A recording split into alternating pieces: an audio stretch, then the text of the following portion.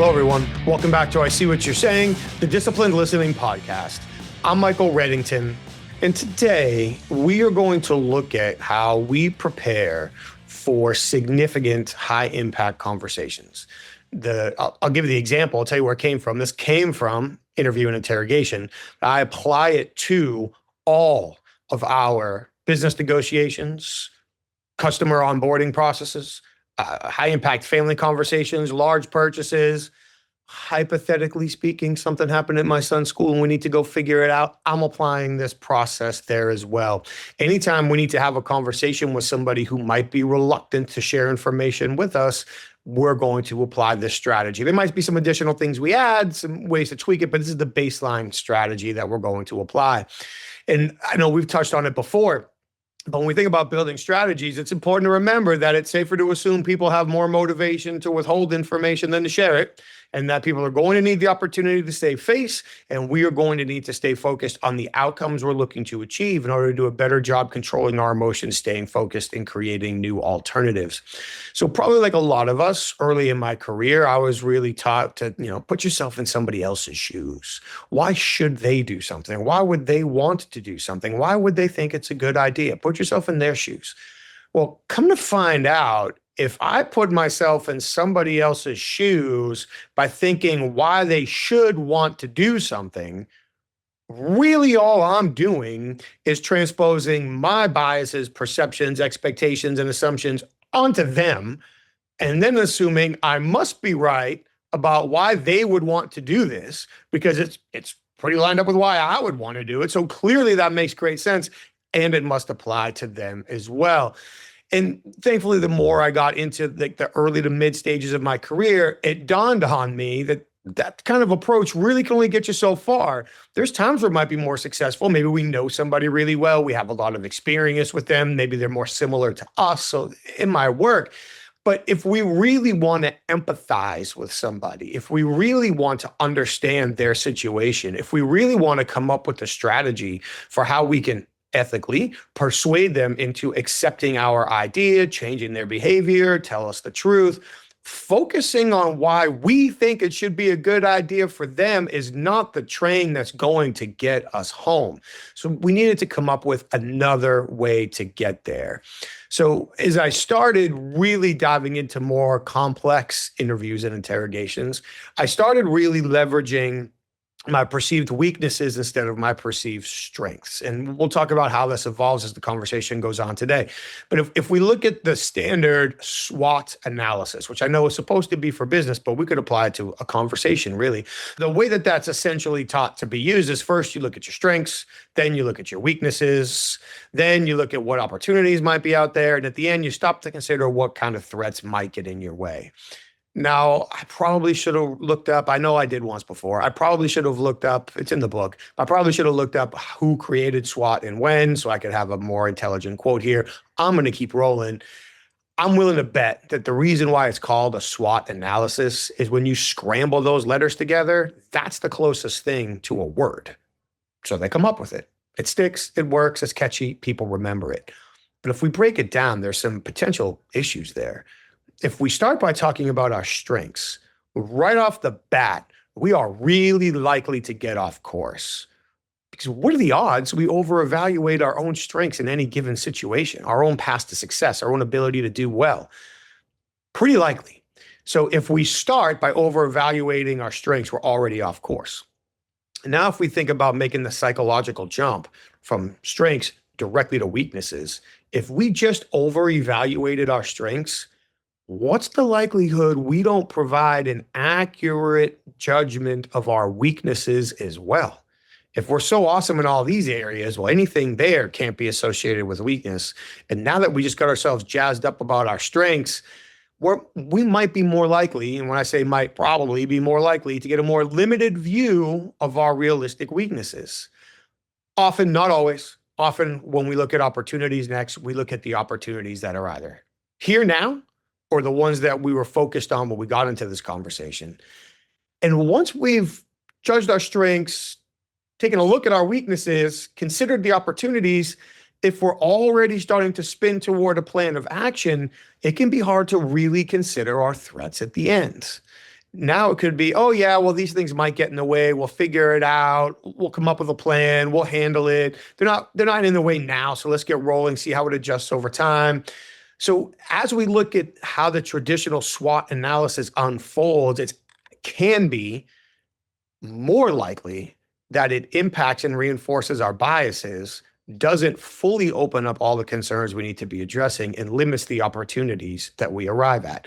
Now, I know there's some diehard SWOT analysis people out there. They're going to listen to everything I just said and say, that's not how I do it. That's not how it works. You could very well be right. But looking how it flows, the opportunity for it to lead us astray is there. So what we started doing as we planned for our interviews is we flipped the script and we started looking at our weaknesses and threats first.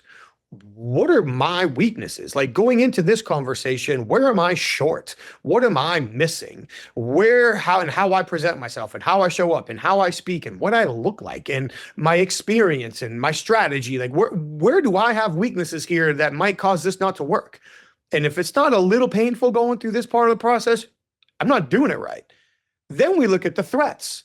Okay, well, outside of me and my words, my actions, how I show up, what are some threats going on here that might cause this not to work? What's the socio-political climate? What's this person's individual history? What are the potential consequences? What's already happened in this particular situation? What are all of the threats that could cause this not to work? Then what we did is I would look at all of those weaknesses and threats and say, okay, how can I use my weaknesses and threats to enhance the perception of my strengths? So now I'm not so worried about saying, okay, where am I strong?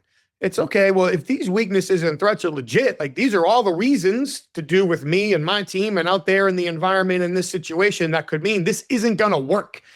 If all those things are relatively true, how can I use those to increase the perception of my strengths? So now when I engage and how I show up and how I'm dressed and how I talk and the strategy that I use, the questions I ask, the illustrations that I make, everything that we do in this conversation is built around increasing the perception of my strengths, not necessarily straight up leveraging where I think my strengths are. And then with that at the end, we say, okay, if I'm going to increase the perception of my strengths, what new opportunities does this create? So instead of going, what are my strengths? What are my weaknesses? What opportunities do I have? What threats could get in the way? Now we're going the opposite. It's a WTSO approach where we're saying, okay, make it hurt. Where am I weak in this situation? What are my external threats that could cause this not to work? Let's look at those and say, if these things are all reasonably true, how do I use them to increase the perception of my strengths? What do I do to make that happen? And if I can make that happen, what new opportunities are out here for me to achieve? And even just applying that strategy led to breakthroughs and conversations with people that honestly sometimes surprised me, that people were willing to sit there and share those types of details. So I've taken that process and applied it to business, applied it to my consulting, applied it to my leadership work, applied it to performance management conversations, certainly still apply it in my high impact conversations. So with that as a background, kind of a more broader picture, then it was still it needed to be enhanced. It needed to be dialed in. It really needed to provide more specific alternatives and drive outcomes. So when we look back at the cases that the team I was privileged enough to work with for a decade used to be called in to take, oftentimes we were relied on to reinterrogate people who had already been interrogated, hadn't told the truth. There was no evidence, multiple suspects. It's been going on for months and we need to come in and clean it up. So using that as the backdrop to how we prepared, there was one particular case that I had to go out where I just short straw that week. I get to be the one who goes out and try to figure out which one of 5 people is responsible for stealing firearms. And they have already been interviewed twice by various law enforcement entities. Nobody told the truth. Now I'm coming in. So as I'm flying out on the airplane, I'm thinking to myself, okay, well, there's no good reason to admit to stealing guns. So I shouldn't be asking myself, why should they confess to this? And then it finally dawned on me, the fact that they shouldn't confess to stealing guns, because nothing good ever happens after you confess to stealing guns, means that I need to look at this the opposite way that I always had been taught to look at it. So right there on the airplane, I asked myself, why shouldn't whoever took the guns tell me the truth? And I wrote it down on the napkin, on the plane, everything I could think of. And I was like, well, they've already been interviewed. So to the best of my knowledge, why do I think they didn't already tell the truth? Boom, I wrote all those down. And I looked at that list. I was like, okay, cool. If I can assume all these things are relatively true, what do they need to experience from me in order to make sure that they're comfortable telling me the truth about what happened? And that's how I made my plan. And because I knew I'd get questioned back in the office, I double checked my plan to ask myself, how is everything I'm about to do tomorrow help me achieve my goals? I had the plan locked in, rolled up the next day, would much rather be lucky than good. I had great mentors, great teammates, great techniques, was able to achieve a full confession while running into no denials that resulted in both guns being recovered, the person who stole the guns and the person he sold one of the guns to, both being locked up and in jail by the time it was over. And I find out after the fact that the person who confessed was a 2-time convicted felon prior to his conversation with me, which I guess makes it a hat trick by the time that case was all said and done. But taking the levity out of it, reflecting back on that case and the success there, I've now applied this preparation strategy with some slight alterations to every high impact conversation I've had since that day. We're going almost 2 decades now that we've been applying this strategy with some tweaks, some educations. So anytime somebody comes to me and says, hey, Mike, how do I get person A to say or do thing B? The first question I'm going to come back with is, what are your goals? Because often when we think about a conversation, our goal might be to get it over with, to make sure they understand, to tell them for the next time, to get this locked in so we can hold them accountable, to remind them, whatever it is, right? Those are all short-term goals. But what are the long-term goals? The long-term goal might be to have a conversation that ensures they commit to changing their behavior and never happens again. Or maybe they become a champion for whatever this issue is, and now they can coach and train and lead other people. Maybe I'm trying to sow the seeds for a better relationship or an entree into a different community right now. There could be lots of long-term goals. So really the first step is walking through the process to help understand what are our short and long-term goals. And once we understand that, the next question is, who are you dealing with? Who are the people involved? And this might be the person or people we have to talk to, and it could be their direct sphere of influence as well. Who's around them that's going to impact what they think and what they hear and how they behave and what they say and do after. So first we break out the goals, then we break out who we're dealing with. Then the third question, this should sound familiar if you've been listening to our videos, is what's the context of the situation? Context is king, context is queen. So now we look at the context of the situation. What's the situation history? What's the issue history? What's our relationship history? What's my perceived role in this whole thing? Or the person who's going to be asking the question, what's their perceived role? For the person you're going to be speaking with, what's their perceived role, experience, emotions, expectations? What's the context of the situation? So the first 3 preparation questions out of the gate are going to be, what's your goals? Who do you have to achieve them with? And what's the context of the situation? Now I'm old school. I'm going to get out a pen and paper. I'm going to sit down and I'm going to ask myself, why shouldn't this person commit to what I need them to commit to? Why shouldn't they? From their perspective, in their mind, why shouldn't they do what I want them to do? I guarantee you they got a list of reasons why they shouldn't do what I want them to do. Let's get it on a paper to the best that I can. Whether I'm preparing by myself or with a team, that's the next question we're going to answer. And we're going to outline every answer we can think of why they shouldn't want to do what we want them to do. We want to try to stay empathetic. We want to try to stay curious. We certainly don't want to judge. And if this doesn't hurt our ego a little bit as the person who needs the information and the behavior change, we're probably doing it wrong. So that's the present tense question. Why shouldn't they?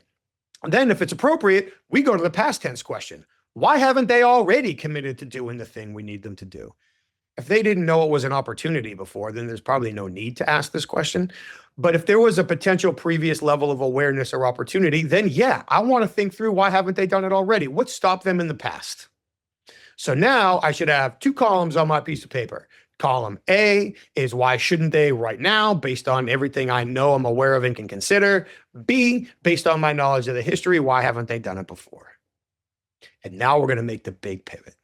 Because one of the mistakes we're all liable to make, and fairly so, is to think, what do I need to say to get person A to do thing B. The right answer to the wrong question is still the wrong answer. We shouldn't be asking ourselves, what do I need to say? We should be asking ourselves, what do they need to experience?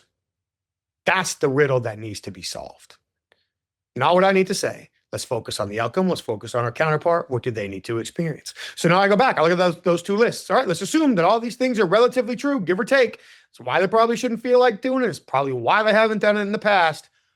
What do they need to experience to overcome all of this and commit to what I need them to do? Maybe I can accomplish that in one conversation. Maybe it's multiple conversations. Maybe if I change the environment of the conversation or change how the topic is approached, I'll be more successful. Maybe if I'm not the one that has the conversation, but somebody else is, I'll be more successful. Maybe if I'm patient and I prime them with information or resources from other places that they find valuable, it'll be easier for me over time. All of these things go into play. And now we start working out. When does it make sense to have the conversations or make the connections? Who should be involved? What order should the questions or the illustrations flow? How should the conversation work? Where's the best place for the conversation to take place? All of these things become important. And then to make sure we don't fall so in love with creating the strategy that we end up creating a strategy that takes us to a different destination than where we need to be, the last question we like to ask ourselves is, what is our goal? And how will everything we say and do help us achieve it? So now we're looking back through the plan and saying, okay, remember, these are our goals. These are the people. This is the context. Let's now look at our strategy and make sure in the context of the situation, this is the strategy that is most likely to help us achieve these goals in the context of this situation. When it comes to preparing for high impact conversations, this is the bedrock of the preparation strategy that we use. Sure, in different scenarios, there could be additional questions that we ask, additional people we ask for insight in. We should be doing online research, going back through previous conversations, gathering as much intelligence as we can so we can be as informed as possible when we're going through. There's variants and things we can bolt on for sure, but this is it. This is the core procedure that we use to prepare for our high impact conversations. I'm not going to sit down and ask somebody, hey, before we get into this, why shouldn't you want to do this? This isn't questions we're asking them. This is questions that I'm either asking of myself or as our team. We're working through them together prior to engaging in our high value conversation. So to wrap it up, remember, we switched from an overall strategic perspective. We switched from that SWOT approach to the WTSO approach. We really want to leverage our weaknesses and strengths to then elevate the perception of our perceived strengths to generate new outcomes. Underneath that, essentially the 7 strategic preparation questions we want to ask, which we can break into 2 groups. Group 1, so what are your goals? Who do you need to achieve them with? And what's the context of the situation? Group 2 is, why shouldn't they commit to what I need them to? Why haven't they already committed to what I need them to? What do they need to experience to overcome those factors and commit to what I need them to? And what is my goal? And how is everything I say going to help me achieve that goal?